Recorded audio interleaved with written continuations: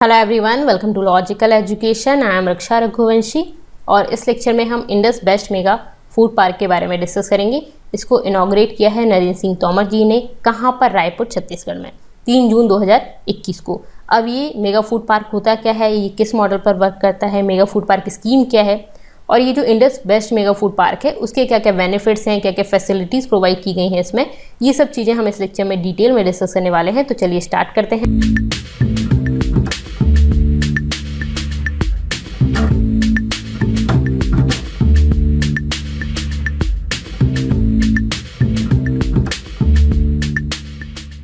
अब आप मुझे टेलीग्राम, इंस्टाग्राम और फेसबुक पर फॉलो कर सकते हैं। मेरे टेलीग्राम चैनल की ये लिंक है, यहाँ पे आपको मेरे वीडियोस की पीडीएफ मिल जाएंगी। फेसबुक पर आपको वीडियोस की लिंक मिल जाएंगी, तो आप यहाँ पे फॉलो कर सकते हैं। यहाँ पे टेलीग्राम पर क्विजेस वगैरह भी आप अटेंड कर सकते हैं। अब डिस्कस करते हैं इस न्यूज़ के बारे में। ये है PIB की मैंने क्लिप ली है 3 जून 2021 की, ministry of food processing industries. इसके यूनियन मिनिस्टर कौन है? Ministry of food processing industries के नरेंद्र सिंह तोमर जी।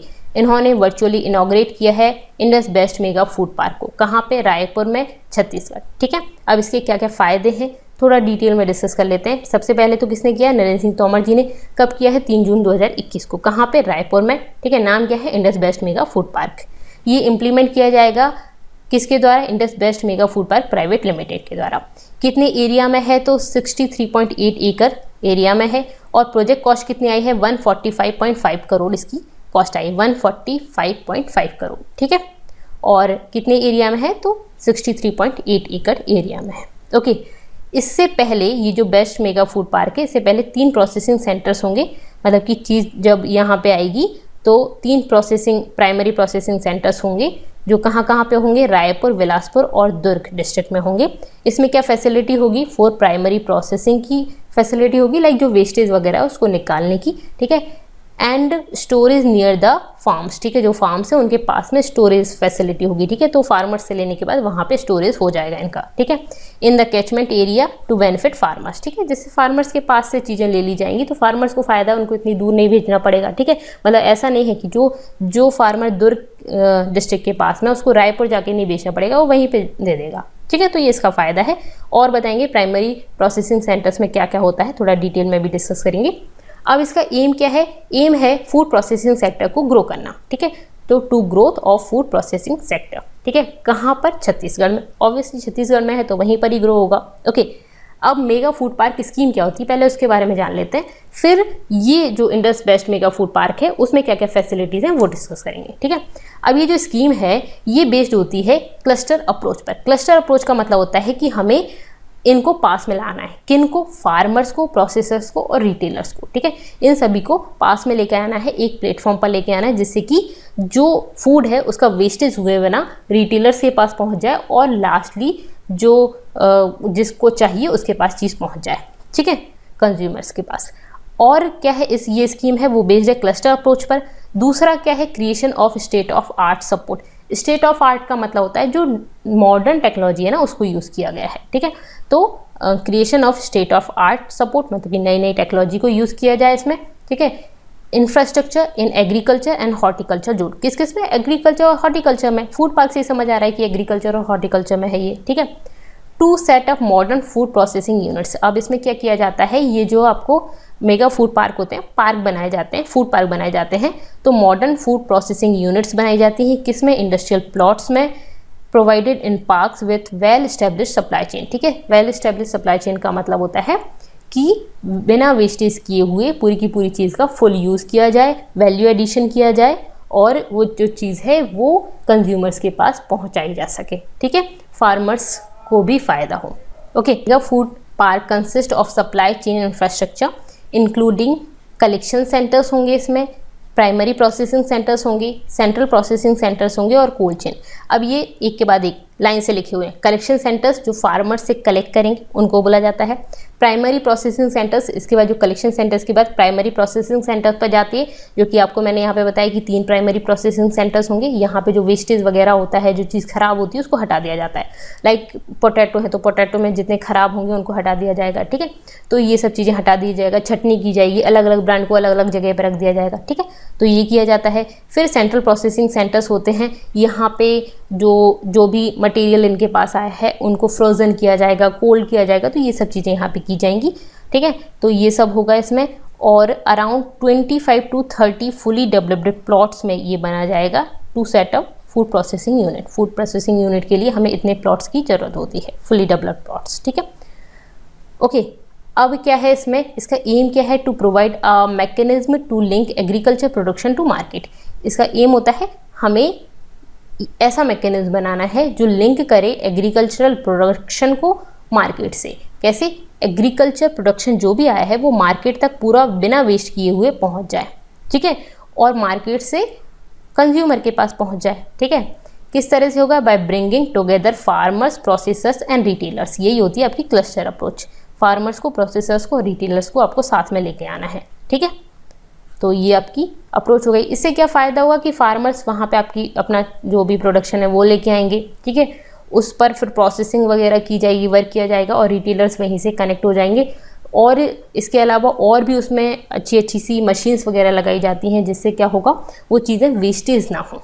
ठीक है, to ensure maximising value addition. Value addition कैसे होता है, लाइक इस तरह से समझते हैं कि पोटैटो है या टोमेटो है। ठीक है, टोमेटो है तो टोमेटो 40 रुपये केजी मिल रहा है। ठीक है, अब प्रोडक्शन है, प्रोडक्शन ज़्यादा हो गया और लोगों ने खरीदा कम। ठीक है, इस तरह से मान लेते हैं कि प्रोडक्शन ज़्यादा हो गया, लोगों ने खरीदा कम, कुछ वेस्टेज होता है। ठीक है, अब वो वेस्टेज जो हमारा वेस्टेज होता है और लास्ट में सड़ गल के फिक जाता है। ठीक है, उसका क्या कर रहे हैं, उसको हमने टोमेटो सॉस बना लिया। ठीक है, टोमेटो था, जितना बिका उतना बिक गया, बाकी का हमने टोमेटो सॉस बना लिया।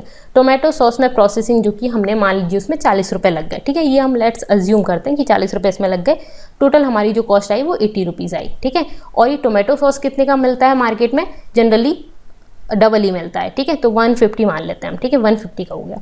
तो इस तरह से हमने जो वेस्टेज होना था उस वेस्टेज को ना करके हमने उसका वैल्यू बढ़ा दिया, तो वैल्यू एडिशन हो गया। अब अल्टीमेटली ये जो है वो किसके पास जाएगा, फार्मर्स के पास ही पैसा अच्छा मिलेगा उनको। ठीक है, यहाँ पर इसमें जो पैसा लगा तो इन सभी का ही फ़ायदा है ना। ठीक है, तो वैल्यू एडिशन होगा, जिससे कि फार्मर्स की इनकम जो होगी वो इंक्रीज़ होगी।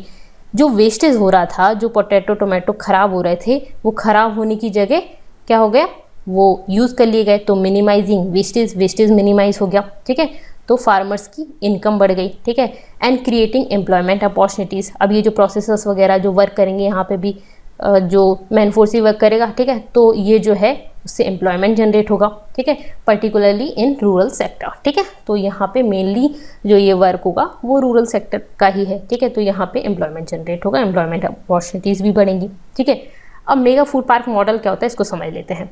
देखिए क्या है कि फार्मर्स ने अपना वर्क किया और उसके बाद वो किसके पास लेके आ गए, कलेक्शन ग्रुप्स के पास लेके आ गए। ठीक है, तो ये कलेक्शन सेंटर्स हैं, इनके पास लेके आ गए। इसी तरह से सेल्फ हेल्प ग्रुप्स भी लेके आ गए, इंडिविजुअल फार्मर भी ने भी जाके इनको बेच दिया। ठीक है, इनको चीज़ बेच दी। ये फिर कहाँ पे लेके आएंगे, ये लेके आएंगे पीपीसी में। पीपीसी क्या है, प्राइमरी प्रोसेसिंग सेंटर्स में। प्राइमरी प्रोसेसिंग सेंटर्स में यहाँ पे प्रोसेसिंग होती है। क्या होता है, लाइक जो चीज़ है उसमें से जो खराब है उसको हटा देना है। ठीक है, ग्राइंडिंग करना है, पल्पिंग करनी है, शॉर्ट करना है, उन चीज़ों को हटाना है। ठीक है, और पैकिंग वगैरह करनी है, ये सब चीज़ें हो जाता है। ठीक है, प्री कूलिंग वगैरह करनी है, तो यहाँ पे हो गई। उसके बाद ये मेगा फूड पार्क सीपीसी में जाते हैं। सीपीसी क्या होता है, सेंट्रल प्रोसेसिंग सेंटर्स। ठीक है, यहाँ पे जो चीज़ें फ्रेश प्रोडक्ट्स वगैरह, यहाँ पे चटनी वगैरह हुई और कुछ यहाँ पे हो गया। ठीक है, फ्रेश प्रोडक्ट्स वगैरह हैं उनको जाके रिटेल सेल्स पे बेच दिया गया। ठीक है, इसके अलावा जो कुछ चीज़ें ख़राब होने वाली थी या जो नहीं बिकी, उन सब चीज़ों का वैल्यू एडिशन कर दिया। लाइक मैंने आपको बताया, टोमेटो का टोमेटो सॉस बना लिया। ठीक है, तो ये हो गया वैल्यू एडिशन। उसके बाद वैल्यू एडिशन करके हम अपनी कंट्री में भी बेच सकते हैं, डोमेस्टिक सेल भी कर सकते हैं, एक्सपोर्ट भी कर सकते हैं। ठीक है, तो ये सब चीज़ें हम कर सकते हैं। तो ये होता है बेसिकली मेगा फूड पार्क का वर्क। ओके, अब यहाँ पे किस तरह से वर्क होगा, तो देखिए पहले कल्टीवेशन हो गया, प्री हार्वेस्ट एक्टिविटीज़ हो गई, हार्वेस्ट कर लिया गया, उसके बाद ये फार्मर्स ने किया। ठीक है, हार्वेस्ट करने के बाद फार्मर्स ने कलेक्शन सेंटर्स को दे दिया, कलेक्शन सेंटर्स ने जो प्राइमरी प्रोसेसिंग सेंटर्स हैं उनको दे दिया। तो यहाँ पर आ गया, अब ये पूरी की पूरी जो काम है वो मेगा फूड पार्क का है। तो वहाँ पे आने के बाद ये वॉशिंग हो गया। ठीक है, शॉर्ट कर दिया, फिर उसके बाद जो ख़राब चीज़ें थी उनको हटा दिया गया, ग्राइंडिंग कर दी गई, फिर मतलब अलग अलग तरह की चीज़ों को अलग अलग रख दिया गया, फिर उसकी पैकिंग कर दिया गया, प्री कूलिंग की गई फिर। ठीक है, जिन चीज़ों को कूल करने की ज़रूरत है तो उनकी प्री कूलिंग की गई। ठीक है, कोल्ड किया गया उनको। ठीक है, तो इस तरह से स्टोरेज किया गया। ठीक है, फिर रेफ्रिजरेटर, नॉन रेफ्रिजरेटर चीज़ों को अलग रखा गया, जिनको कूल करने की ज़रूरत है उनको फिर ट्रांसपोर्ट किया गया, ठीक है। मतलब इस तरह की चीज़ें जो पेरिशेबल प्रोडक्ट्स हैं, जो ख़राब हो सकते हैं, तो उसको फिर कूलिंग करके ही आप ट्रांसपोर्ट करेंगे, तो इस तरह से ट्रांसपोर्ट कर दिया गया। फिर प्रोसेसिंग, कोल्ड स्टोरेज, फिर उसके बाद यहाँ पे रिटेलर्स के पास पहुँच गया, ठीक है। यहाँ पे आपने रिफर ट्रांसपोर्टेशन कर दिया, तो इस तरह से आप ट्रांसपोर्ट करोगे। जो जिनको ठंडा करने की ज़रूरत है तो उनको उस तरह से ट्रांसपोर्ट करेंगे, जिनको नहीं है तो उनको नॉर्मल कर देंगे, ठीक है। फिर उसके बाद ये आपका ट्रांसपोर्ट वगैरह हो गया, और फिर वो कहाँ पे पहुँच गया, डिस्ट्रीब्यूटर्स के पास पहुँच गया, रिटेलर्स जो है उनके पास पहुँच गया, एक्सपोर्टर्स के पास पहुँच गया, ठीक है। तो यहाँ पे लास्टली यहाँ पहुँच जाता है। तो ये सारी की सारी प्रोसेस कहाँ पे होती है, मेगा फूड पार्क में होती है, ये जो आपको दिखाई दे रही है वो, ओके, ठीक है। अब इसमें और क्या है, तो ये जो स्कीम है उसके बारे में बता दिया, किस तरह से वर्क करती है ये बता दिया। Under the scheme government provides financial assistance up to 50 crore per mega park project, ठीक है। तो इसमें गवर्नमेंट कितना आपको फाइनेंशियल असिस्टेंस देती है, 50 crore per mega Food park project के लिए आपको 50 करोड़ देती है, ठीक है। Mega Food park project is implemented by special purpose vehicle. ये कौन इम्प्लीमेंट करता है, स्पेशल पर्पज़ व्हीकल करते हैं, मतलब कि इसी के लिए बनाए जाते हैं, स्पेशली इसी के लिए बनाए जाते हैं, ठीक है। इनका काम यही होता है, मेगा फूड पार्क प्रोजेक्ट को इम्प्लीमेंट करना, ठीक है। ये क्या है, एक बॉडी है, corporate registered under the companies act, ठीक है। तो ये प्राइवेट वगैरह भी हो सकती है, ठीक है। तो ये जो है स्पेशल पर्पस व्हीकल, ये इसी वर्क के लिए बनाए जाते हैं, नाम से ही समझ आ रहा है, स्पेशल पर्पस, ओके, ठीक है। अब ये तो हमने देख लिया कि मेगा फूड पार्क स्कीम में किस तरह से वर्क होता है, तो आपको समझ आएगा इसमें भी इसी तरह से वर्क होगा। अब ये जो आपका फूड प्रोसेसिंग सेंटर है, जो मेगा फूड पार्क है रायपुर वाला, उसमें क्या क्या फैसिलिटीज़ प्रोवाइड की हैं इन्होंने, तो फूड टेस्टिंग लैब है यहाँ पे। फूड टेस्टिंग लैब मतलब उनके पास सर्टिफिकेट होगा, फूड टेस्ट होगा कि ये सही है या नहीं है, तो आप फॉरेन में भी जाके उसको एक्सपोर्ट कर सकते हैं। वहाँ पे आपको सर्टिफिकेट दिखाने की ज़रूरत होती है कि भाई ये चीज़ सही है या नहीं है, तो वो चीज़ हमें मिल जाएगी। State of art enabling infrastructure है ये। स्टेट ऑफ आर्ट का मतलब मैंने बताया था आपको कि जो मॉडर्न टेक्नोलॉजी वगैरह वो सब यूज़ की गई है, मशीनरी वगैरह यूज़ की गई है, फ्रोज़न की गई हैं चीज़ों को। कोल्ड स्टोरेज है, 3745 मीट्रिक टन कोल्ड स्टोरेज है, मतलब यहाँ पे आप चीज़ों को ठंडा करके रख सकते हैं, लाइक मटर वगैरह है, ठीक है। तो उसको ठंडा करके रखने की ज़रूरत है, फ्रोज़न करके रखने की ज़रूरत है, ठीक है। एक टाइम के बाद वो ख़राब हो जाएगा, ठीक है, तो उसको आपको क्या करना है, फ्रोज़न करने की ज़रूरत है। इस तरह से पैक हाउस, इसकी कैपेसिटी कितनी है, 10 metric ton per hour. Dry ware, किसी चीज़ को ड्राई करने की ज़रूरत है, ठीक है, तो dry ware house 12,000 metric ton. इसी तरह से आपका बॉयलर है 8 मीट्रिक टन। तो इसी तरह जैसे मान लीजिए ड्राई किस तरह से, लाइक हमने अमचूर बनाया, आम जो खराब होना था, मैंगो खराब होना था, उसका अमचूर बनाया, तो उसको फिर ड्राई करना है तो ड्राई वेयर हाउस भी है, ठीक है। किसी चीज़ को बॉयल करना है तो बॉयलर है, ठीक है। कोल्ड करना है तो कोल्ड स्टोरेज है। इसके बाद septic pulping and packaging line, pulp निकालना होता है, ठीक है, तो पल्पिंग करना है, ठीक है। ये मैंगो के लिए है 6 मीट्रिक टन पर आवर, ठीक है। टोमेटो के लिए 12 मीट्रिक टन पर आवर। इसके अलावा IQF इंडिविजुअली क्विक फ्रोज़न, ठीक है, आप क्विक फ्रोज़न उसको कर सकते हैं, ठीक है, जिससे वो चीज़ ख़राब ना हो, 2 मीट्रिक टन पर आवर, ठीक है।